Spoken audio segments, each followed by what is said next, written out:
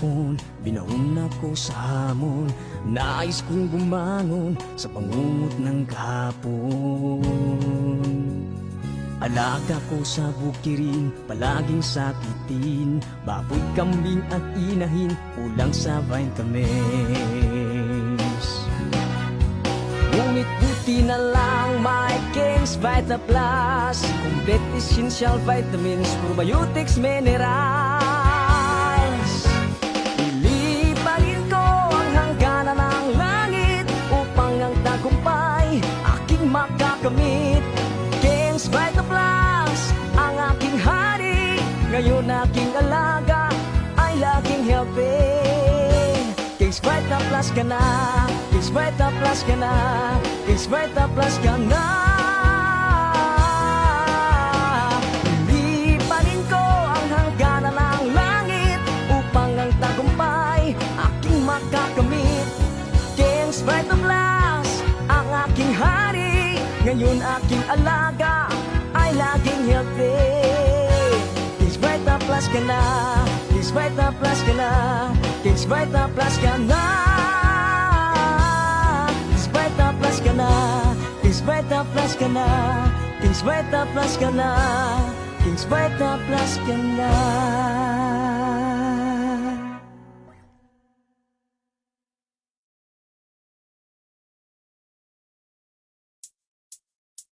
Pagkagising sa umaga, palaging tulala, dahil sa sabungan ay talo na naman.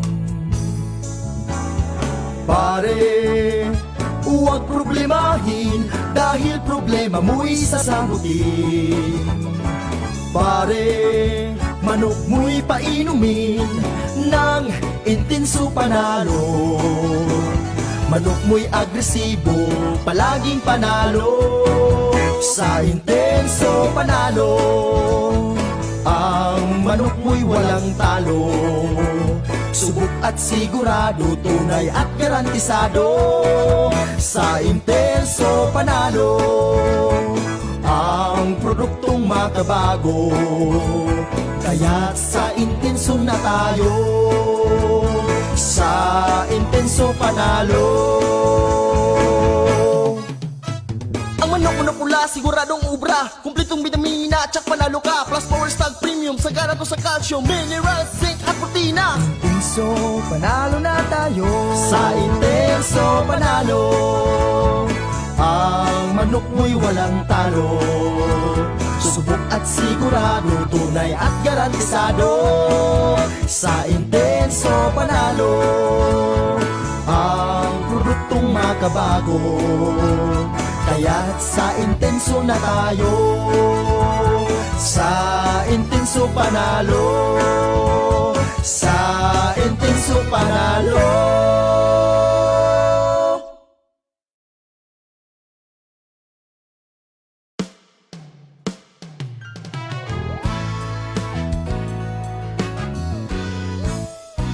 Sinisipon, nilalagnat na naman ang nalaga ko, ang manok kong kasama, gabi't umaga.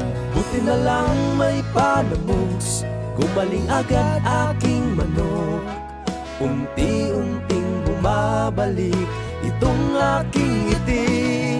Sa Panamox Forte, ang manok ko'y bumuti. Sa Forte at Kaplet, kantabay ko lagi. Tumatamlay, humihina ang aking alaga. Paano na kaya? Anong magagawa? Buti na lang may Panamox. Labas nga impormasyon sa agrikultura, mga simpleng tips para sa mga mag-uuma. Yaman sa kaumahan, kikita ka na, aasenso ka pa. Sa programang AgriSenso, kauban si Inday Bajang o Clara Tita. Kini nga programa hatod kaninyo sa King's Vita Plus Animal Feed Supplement, Panamox Antibiotic Caplet ug Panamox Forte ug sa Intenso Premium, Intenso Power Stag ug Intenso Plus.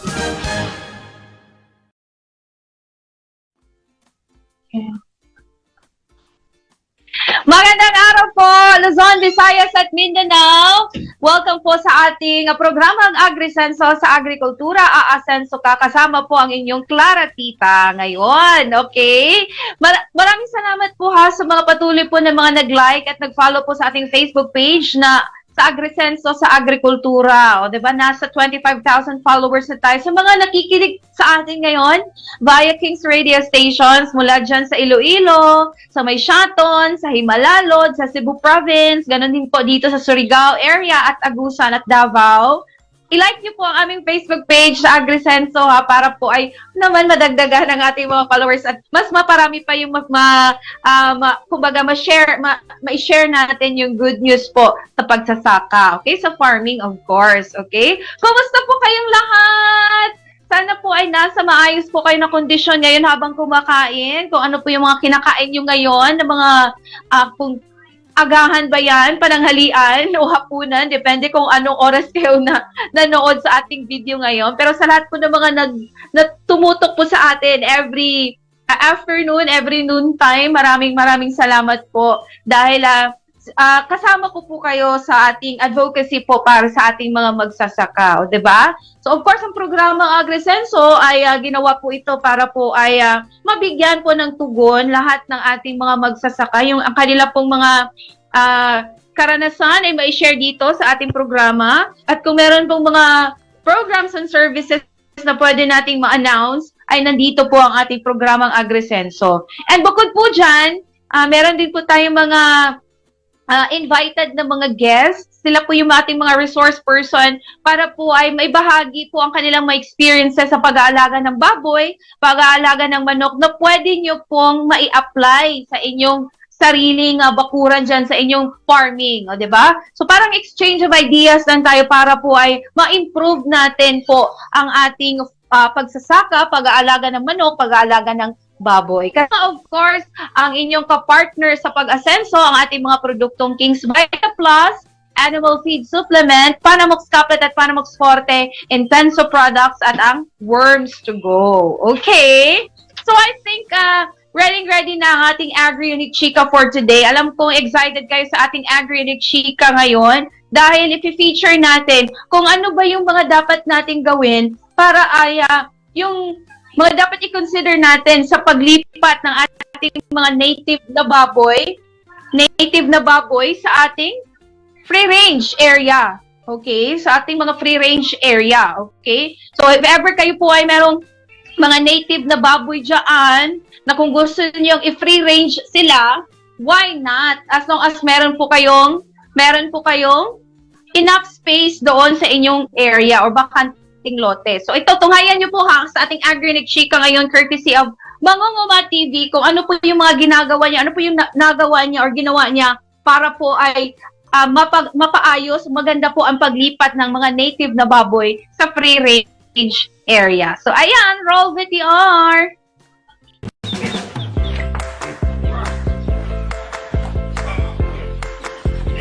So ito mga farmer, medyo mapapalaban tayo dito kasi nga yan.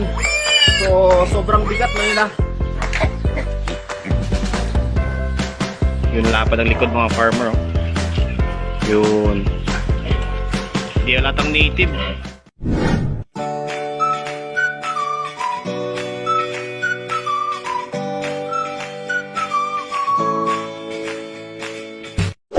Hello mga farmer, panibagong araw, panibagong video na naman tayo. At syempre shoutout sa lahat ng mga viewers natin, mga subscribers at mga OFW na lagi nag-aabang at tumatangkilik sa ating mga video.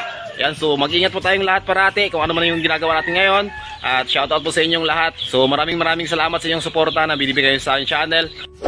So kahapon yung mga farmer ay pinurga na natin yung ating mga baboy na native, no? Yung mga biik ni Blackie. So ngayon po ay lilipat natin sila sa kanilang mga free range at doon natin sila alagaan. So yung target natin doon mga farmer ay pang lechon pa rin yung gagawin natin. At syempre medyo kumita tayo mga farmer doon sa last batch natin or sa first batch ng ating nalagaan na ginawang mga pang lechon. So ngayon po mga farmer ay pagpapatuloy natin yon. So sa mga bago pa lang din sa channel mga farmer, huwag kalimutan mag-subscribe at pakisama na rin yung notification bell para lagi po kayo updated sa mga gagawin pa natin mga videos, mga tips and tutorials, iba pang mga farming ideas kung saan ay pwede yung pagkakitaan. So ito na mga farmer, yung mga beak ni Blackie. So ito yung ililipat natin ngayon. So kahapon niya ay nagpurga tayo sa kanila. At ayan, so okay na okay yung kanilang pangatawan mga farmer. At talagang sobrang gaan na nila kumain. So mamaya mga farmer, pakita ko sa inyo kung ano yung paraan natin na ginagawa tungkol sa kanilang pagpapakain. So tulad yung sabi ko nung nakaraan mga farmer, tungkol sa ating first batch ng ginawang panglitsyon, ay ngayon po ay iibahin natin yung ating style dito para malaman natin kung ano yung magiging effective na pamamaraan sa pag-aalaga ng mga native para mabilis natin silang lumaki at maibenta. So ay mga farmer, masayang hakutan ito dahil sa kung nakikita natin kahapon, nagre-range sila ng 12 to 14 kilos yung bawat isa dito. Yan, at ready na nga ito. Kapag merong bumili dito mga farmer, naghahanap ng panglitsyon, ay pwede na natin sila ibenta. Kaya lang ay palalaki natin sila ng konti. At yung target natin dito ay paabutin na naman natin sila ng 35 to 40 kilos bago natin sila ibenta para medyo malaki-laki rin mga farmer yung ating kikitain. So ay mga farmer, dito natin sila ililipat. Yan, so yan yung ating nilagyan ng panibagong rice nung nakaraan. Yan, at medyo matagal-tagal yung mga farmer na nakapagpahinga itong lupa na ito. So dito natin sila ilalagay. So medyo malapad ito mga farmer. So yung balak natin dito ay hatiin ito sa gitna, yan sa may bubong na yan. At kapag ka nagwalay na tayo mga farmer ng mga anak ni Black Mamay, dito natin sa kabila ilalagay yung iba. So mamaya rin mga farmer, magdadagdag tayo ng rice doon sa may medyo maputik na area, no? Ayan, so ito mga farmer yung mga nakuha ko na rice na lalagay natin doon. So tara mga farmer, mag-aakot na tayo ng mga biik.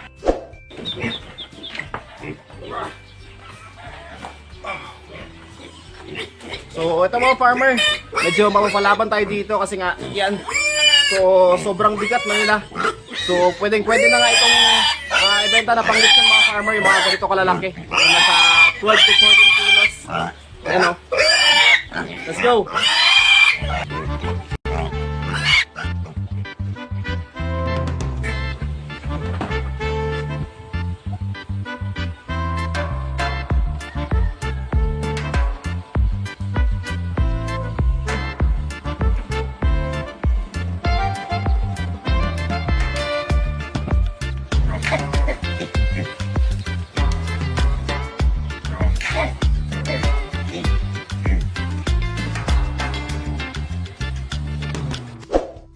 So ayun sila mga farmer, nailipat na natin. So bali 6 na piraso.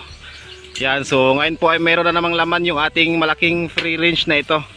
Ayun. So ayun sila mga farmer, oh. So ngayon mga farmer ay try natin sila bigyan ng Madrid Agua, no.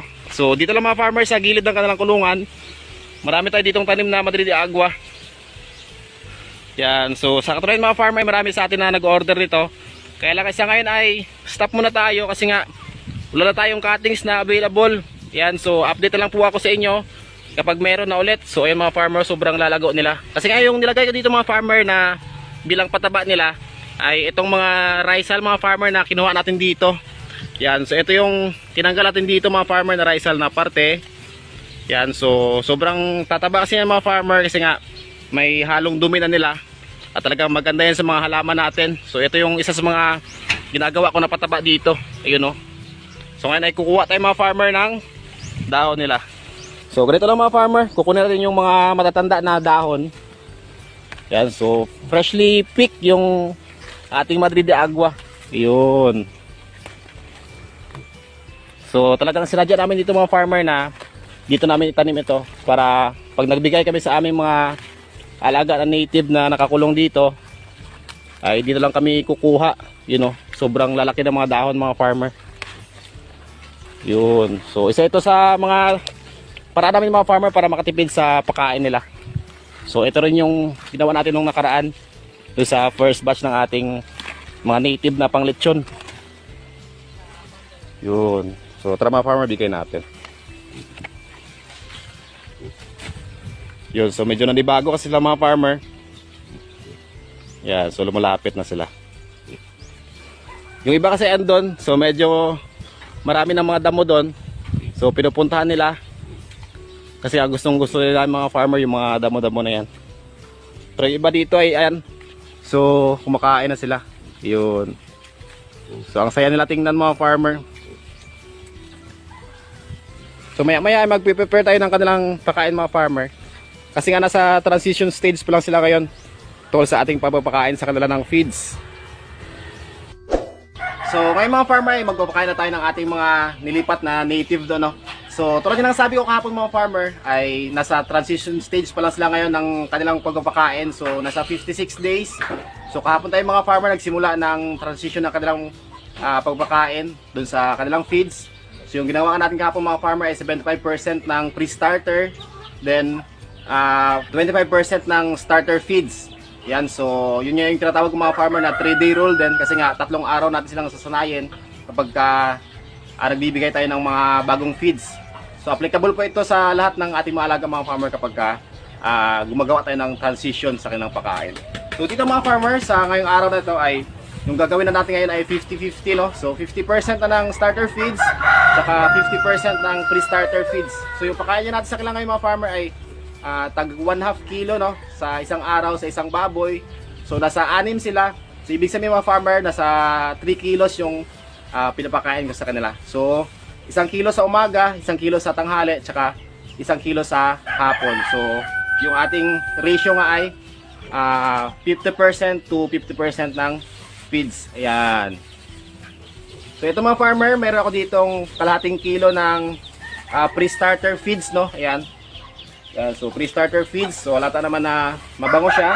Then kalahating kilo ng starter feeds. So sa ngayon kasi mga farmers sa stage nila, so bawal natin silang i-overfeed, no. So dapat sakto lang yung kanilang pagkain kasi nga puron pa sila sa pagtatae kapag na-overfeed natin sila. So ngayon mga farmer ay ipi-ferment natin ito. So ibig sabihin na ibababad natin sila sa tubig. Yan, so ito kasi mga farmer yung nakasanayan nila. At maganda rin na practice mga farmer yung ating mga alaga sa wet feeding. So tara mga farmer, boost natin. Yan. So pagpasensya na mga farmer yung ating plastic. Kaya for demo lang ito. So kinilo ko dun sa ating digital na weighing scale. Okay, so sama na natin mga farmer yung ating pre-starter feeds. Yan. So kagaya din mga farmers sa mga nating batch ng ating mga native na binenta na pang lechon, no. So yung ginawa ko kasi doon mga farmer, naglagay ako doon ng vitamins na powder, no. So ito nga yung King's Vita Plus Animal Feed Supplement. So ito talaga mga farmer yung ginamit ko sa kanila. At ito na rin yung ginagamit ko ngayon pati sa mga inahin natin at mga biik. Yan, so maganda itong gamitin mga farmer kasi nga kompleto ito sa multivitamins plus minerals, amino acids, electrolytes at essential na mga elements at probiotic na sadyang makutulong ito mga farmer sa ating mga alaga. So ang dosage ito mga farmer ay 1 tablespoon sa 3 kilo ng feeds or 1 tablespoon din sa 4 na litrong tubig. So ganun siya kadaling gamitin. So ngayon mga farmer, dahil sa meron tayo ditong 1 kilo ng feeds, ay yung lalagay natin dito mga farmer ay halos kalahati lang mga farmer ng King's Vita Plus. Yan. So ganyan lang. Tapos tutunawin natin yung mga farmer kasama ng feeds. So ipi-ferment natin siya. Ganyan. So sa dami naman ng tubig mga farmer ay control lang din natin. Lalong-lalo na mga bata pa lang yung ating mga biik. So tansyahin na natin mga farmer kung ilang tubig yung maubos lang nila. So hanggang doon lang tayo. Kasi nga kapag nasobra din mga farmer ay baka magtae rin yung mga biik natin. Ayun. So ito mga farmer, ferment na natin ito ng 10 to 15 minutes. So antayin na natin na malusaw yung feeds at bibigay na natin. So may din mga farmer ay ito rin yung ihalo natin sa pagkain ng ating mga manok at tubig ng ating mga biik. So yung mga farmer, after 5 minutes, yan, so medyo lusaw na rin yung ating feeds, no. Pero kadalasan mga farmer ay 10 to 15 minutes talaga ako nag-ferment ng feeds. Or di kaya for example mga farmer ay mamayang tanghali ako magpapakain, so ngayong umaga ako mag-ferment.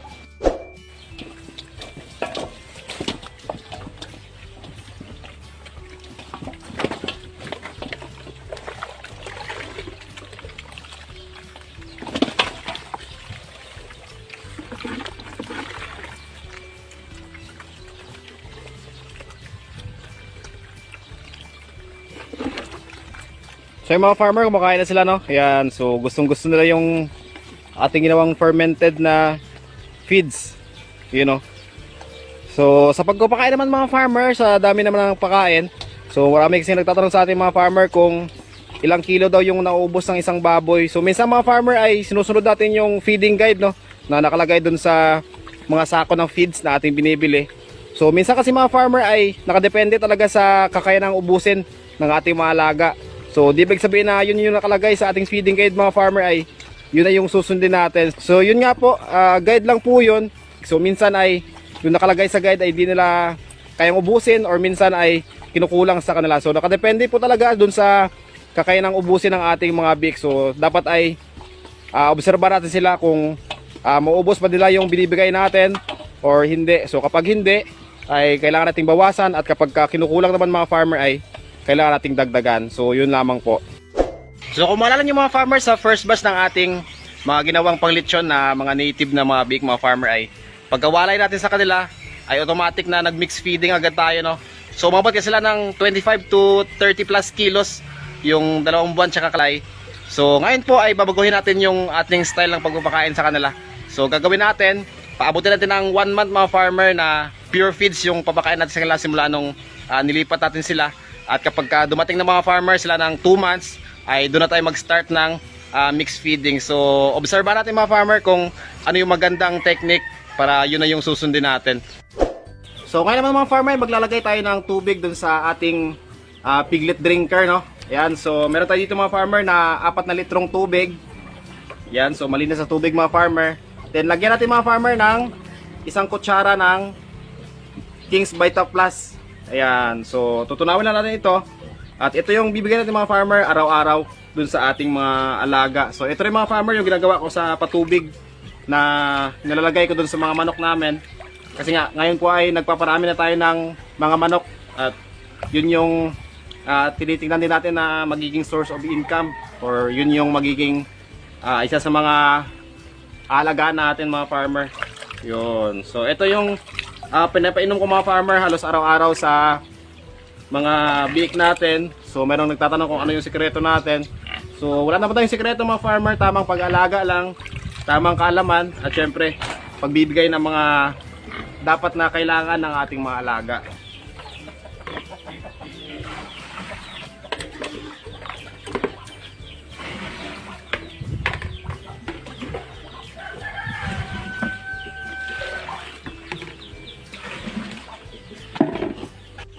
So yung mga farmer, pinag-aagawan nila. Yun. So medyo masikip pa sila yung area nila mga farmer, kaya nag-aagawan sila sa pagsipsip sa kanilang piglet drinker. So ang ganda nilang tingnan mga farmer kasi nga namumula yung kanilang pangatawan, no? So pinkish yung kanilang kulay. Yun. So yung edad nga nila dito mga farmer nasa 26 days old, no? Simula nung pinanganak. Yun, no? Lakas minom ng tubig. Yun. So maya maya mga farmer, pakakain nila sila. Yun. So 10 piraso ang anak ni Black Mama. Ayun, no? So nagugutom na rin si Black Mama mga farmer.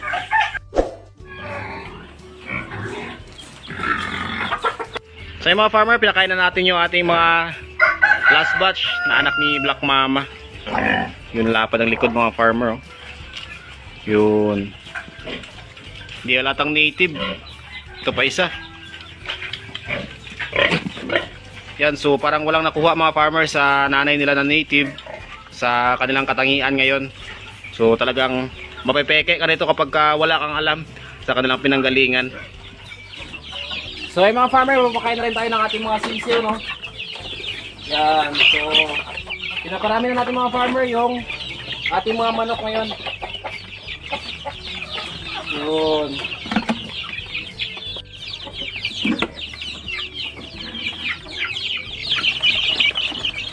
So yung binibigay na sa kanila mga farmer ay chick booster, no? Yan, so chick booster kasi nga wala pa silang 1 month mga farmer yung mga sisiyo natin. Yan. So dito ko nilagay mga farmer yung King's Vita Plus natin sa kanilang patubig. So ito po yung mga anak ng native mga farmer na manok natin, tsaka Rhode Island Red yung tatay nila. Yun. So ito sa kabila mga farmer yung mga malalaki na. Kasi mag-go 1 month na rin ito. Yun, oh. Yun, oh, laki. So ito mga farmer, oh, yan. So, anak ng native tsaka Rhode Island Red yung tatay nila. Yan, malalaki yung mga katawan nila mga farmer, talagang malulusog sila dahil sa mga vitamins na binibigay natin. You know.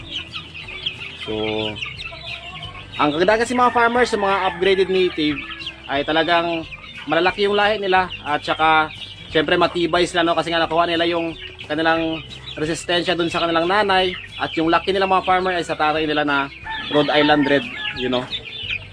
So di pa ito mga farmer nakaranas ng pagkakasakit, sipon or kahit ano man na problema sa ating mga sisiw, no. Kaya wala silang bawas ngayon. So nasa 10 pa rin yung mga ganito kalaki, tsaka nasa 16 yung maliliit natin. Yan. At meron pa tayo din mga farmer na mga naglilim din. Bali 2 piraso pa yung naglilim natin na mga inahin ngayon. So inaantay lang natin na mapisa. Ito naman mga farmer yung half shamu tsaka asil. Yan. So shamu yung kanilang tatay at asil naman yung nanay. So yan mga farmer, ang ganda. Yan. Sobra 1 month lang ito mga farmer. Yan, wala pang masyadong balahibo. Yun.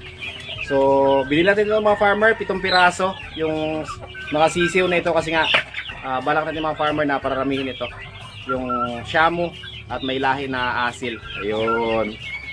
So ganda.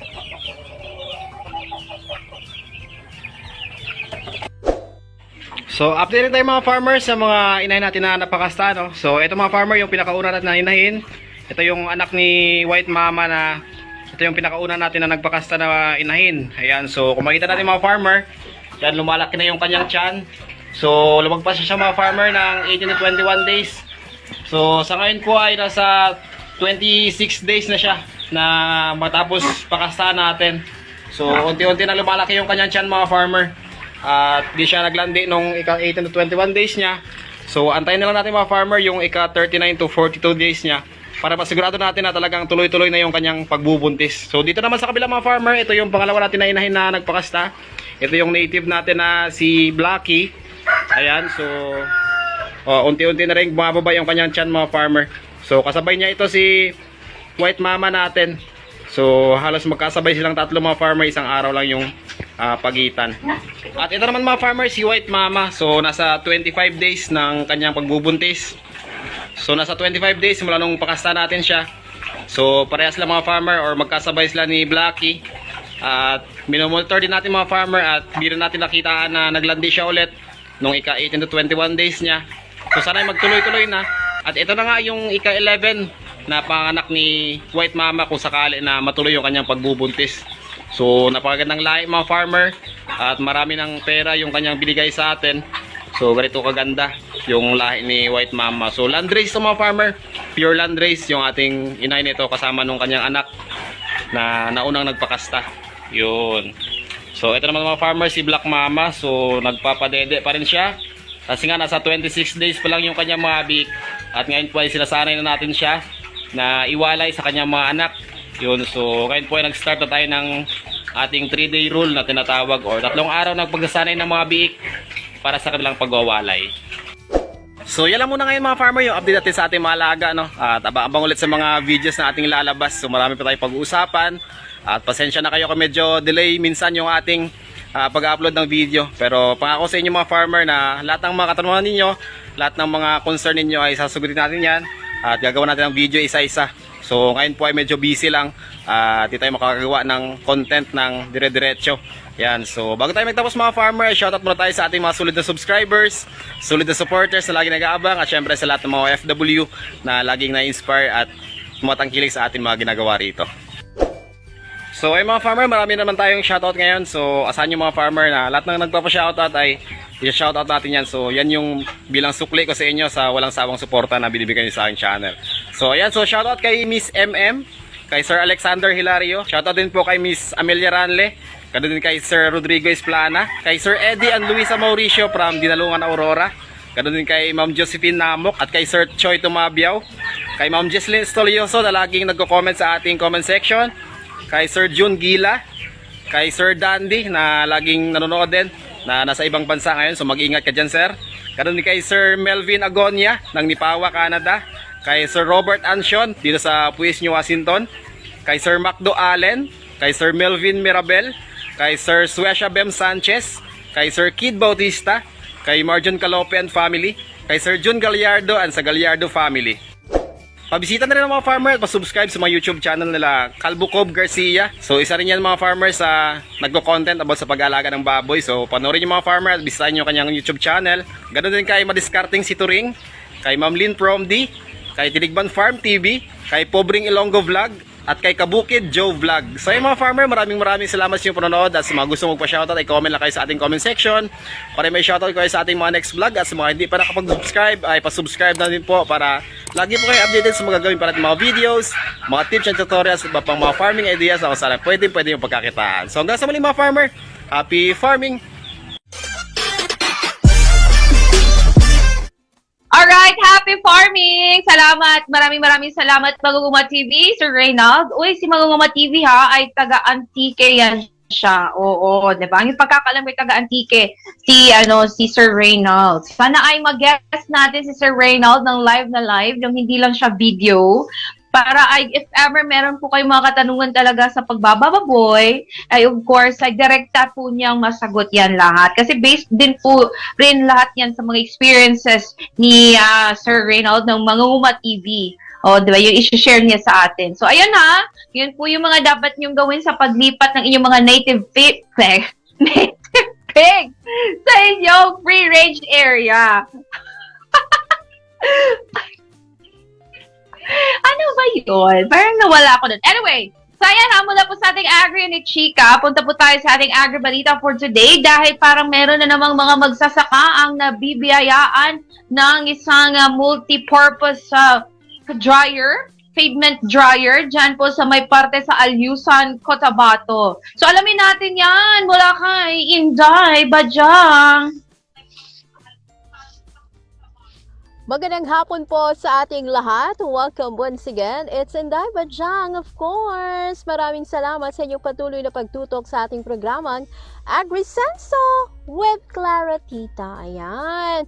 So, because, of course, it's another good day, syempre pa sa ating balitaktakan, chikahan. Of course, yung mga chikahan na productive, ika nga diba? Mga tips, mga balita, mga good news. So, let's not dwell muna sa mga negativity around. Medyo, I just had a not so bad news, not so good news actually, last night. Until now, parang hindi pa ako nakaka-move on it. But anyway, life must goes on and sort of patuloy lamang tayo yan, sa pakikibaka ayan, sa ating daily activities and life. So make sure na sa bawat araw na ating pagising, let's start it with a smile and of course with a prayer. Ayan, syempre pa sa ating Agri Balita ngayong araw na ito, it's another set of group ng mga farmers natin ang nakatanggap ng ayuda mula po sa ating gobyerno. Sarap naman noon. Anyway, sa ating Agri Balita, mula po yan sa Alyosa, North Cotabato, kung saan ang mga magsasaka doon o iilang mga magsasaka ay nakatanggap ng multi-purpose drying pavement. Ay, napaka-perfect. Anyway, nasa 104 na miyembro ng Lawili Farmers Multipurpose Cooperative or LFMC ang nagpasalamat kay Governor Emmelu Lala Talino Mendoza dahil sa agaran nitong pag-aksyon sa kanilang kahilingan. Ang LFMC ay nasa Barangay Lawili sa bayan ng Alyosa, North Cotabato Province. Itinurn over ng gobernador ang multi-purpose drying pavement na nagkakahalaga ng 520,000 pesos at magagamit ito ng mga magsasaka sa nasabing barangay. Sa kanyang mensahe, sinabi ni Lawili Barangay Chairman Eduardo Alinday na hindi lamang ito ang proyektong ipinatupad ng pamahalaang probinsyal para sa kanila. Sa katunayan, anya, mayroon din silang natanggap na hanging bridge na nagkakahalaga naman ng 3 million pesos sa huling termino ni Mendoza noong 2019. Sumaksi sa naturang turnover ang ilang opisyal ng lalawigan at bayan ng Alyosan. Ayan, napaka-happy for sure ng mga farmers natin over there. It's because meron na silang specific area sa nila pwedeng ipadry yung kanilang mga produktong kailangang ipadry sa init ng araw. So, syempre, ngayon, napakainit. So, they really take advantage of that one. Yung mga palay, nyog, whatsoever na pwede nilang ibila doon. So, maraming salamat for that initiative. Syempre pa, mabuti yung it's overwhelming as well na may mga request yung grupo ng mga magsasaka natin at agad na sinasagot o binibigyan ng aksyon ng ating mga local government officials, ng national government or ano bang agency ng ating gobyerno. So parang it's a way of saying na they are important, of course, they are important, and at the same time, talagang nino-notice na talagang yung kahalagahan ng isang bagay if it is really needed on a certain area, kung talagang kailangan itong ibigay sa kanila agad-agad. So yun nga, ini-encourage ang mga grupo ng farmers to take a part in a kooperatiba sa lugar nila. Siyempre, kung merong mga request, ayan, at least mas madaling maibigay. At the same time, kung meron mang mga ayuda o mga tulong na pwedeng maiabot ang gobyerno sa inyo, sa inyong lugar, is mas madali lang ang pag-tap. Sinong pwedeng makatanggap? Ayan, kung pwede lahat-lahat na lang sana, 'di ba? Hindi na mapili. Of course, limited din ang budget and depende rin siya talaga sa deliberation ng pondo para for that. Ayun. So, syempre pa, hindi lang naman, gaya nga ng sabi ng ating, gaya nga sa balita natin na hindi lang tawag nito yung dryer payment ang natanggap na meron pang kalsada. So, sana we look forward pa sa mas marami pang programa, mas marami pang proyekto, mas marami pang mga tawag nito ayuda at ano pang pwedeng maibigay o matanggap sa ating mga farmers who deserve somehow to receive such na mga tulong po mula sa ating gobyerno. Siyempre, sa panahon natin ngayon, kung sino yung less fortunate o talagang kailangan ng pagtutok o pagtulong, is dapat bigyan agad ng halaga para naman at least tuloy-tuloy lamang ang laban ayan, para sa lahat. Ayun, so that's our good news. Courtesy po sa ating Agri-Balita ngayong magandang hapon. Ayan, diba? So balik tayo doon kay Clara. Bukas po ulit ha, chika-chika pa rin po tayo dito sa ating programang AgriSenso. Maraming salamat! Maraming salamat din sa iyo, Inday Bajang. So, ayan na, congratulations sa mga farmers natin dyan sa Alyosa, North Cotabato. Kasi malaking tulong po talaga yung yung drying sa ating mga farmers, lalong-lalo na doon sa mga areas na kailangan talagang patuyuin yung mga palay. Kailangan ibilad talaga ang palay kasi may mga ibang buyer kasi na hindi nila tatanggapin kung medyo may moisture pa yung inyong palay. So, dapat talaga ay may place talaga na kung saan sila makapagbilad ng kanilang mga palay. So, dapat mayroong ganun na considerations din, no, sa pagbibenta ng mga palay. Kailangan tuyo talaga siya. At kasi pag basa siya, parang hindi ko alam kung talaga makaka-apekto yun siya sa quality ng palay. Pag na siya, i-mill na siya, o diba? So, ayun. So, doon sa aming probinsya, yung aking mga pinsan ay nagre-rent talaga or nagbabayad talaga kami ng dryer. O kumbaga basketball court, ginagawa siyang bilaran, 'di ba, ng mga palay. Okay? Para talaga matutuyo talaga yung mga palay. So ayan, congratulations sa ating mga magsasaka sa Alyosa, Cotabato. So yun po, wala kanina sa ating Agri Chika at ngayon po dito sa ating Agri-Balita. Ayan, I'm sure nabusog kayo, hindi man sa pagkain. Nabusog kayo sa mga impormasyon, nabusog kayo sa mga kaalaman na ibinahagi sa atin ni Sir Reynald ng Maguguma TV at ganun din po sa Agri-Balita ni Inday Bajang. Okay? So sa lahat po ng mga listeners natin dyan, if ever meron po kayong mga suggested topics na pwede nating i-discuss sa mga susunod po na episode ng ating programa, maaari nyo lamang pong i-text sa ating text hotline. Ganun din po dito sa Kings Radio, ang 0966-844-0130. At sa mga nanonood po sa ating live ngayon, kung nagustuhan nyo po itong live natin, paki-share naman po para po ay abot po ng marami ang ating good news na ibinahagi po sa ating mga magsasaka, sa ating mga wannabe hog farmers o hog raisers dyan, okay? Oo, merong naggigitara sa atin ngayon. Merong nalaharana. Oo, ako, pero saan ba ito galing? so ayan po Maraming salamat po doon. Nga pala sa mga nagtatanong kung saan po mabibili itong mga nabanggit natin na mga products dito, ang King's Vita Plus Animal Feed Supplement, Panamox Caplet at Panamox Forte. Intenso products, ang Intenso Premium, Intenso Power Stag at Intenso Plus. Ganon din po ang Worms to Go. Actually, tayo po ay mabibili sa mga Agravet stores, okay? May mga areas din po tayo na hindi pa siguro natin na mapasok, pero almost Agravet stores ay available na po tayo, okay? From Southern Luzon, Northern Luzon, dito sa Visayas, at dito naman po sa Mindanao, okay? Meron po tayong mga products po na andyan po sa mga Agravet stores, okay? Pero kung gusto niyo pong mag-order online, wala pong problema, okay? Message nyo lamang po ang mga Facebook page ng ating products. For example, ang King's Vita Plus Animal Feed Supplement. Meron po tayong Facebook page dyan. Message nyo lamang po ang Facebook page at doon mag-inquire po kayo at i-accommodate po kayo ng King's Vita Plus para po sa inyong online order. So, walang problema. Cash on delivery po tayo via LBC. Okay? COD tayo via LBC. At kung meron po kayong Shopee account, walang problema dahil meron din po tayong KBM Agravet Lines. Yan po ating store. Yan po ang ating store sa Shopee. KBM Agravet Lines. Search niyo po yan sa inyong Shopee at doon po makikita niyo po yung mga products natin. Naka-partner niyo po sa pag-asenso. Alright. So, ayan na. COD po tayo. Meron po tayong COD or COP via LBC. At saka, if ever sa Shopee, of course, COD po yan siya. Cash on delivery. Basta accessible lang po ang inyong area. At maabot po kayo ng rider. Walang problema yon. I-deliver po sa inyong mga area. So, ayan. Maraming salamat po sa lahat po ng mga nanonood sa ating live at nakikinig sa ating radio stations ngayon, ang ating Kings Radio.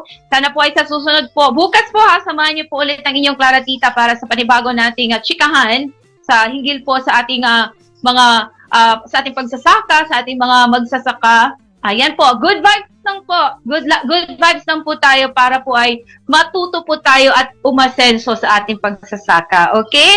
Hanggang bukas po ulit. Ito po ang inyong lingkod, si Clara Tita.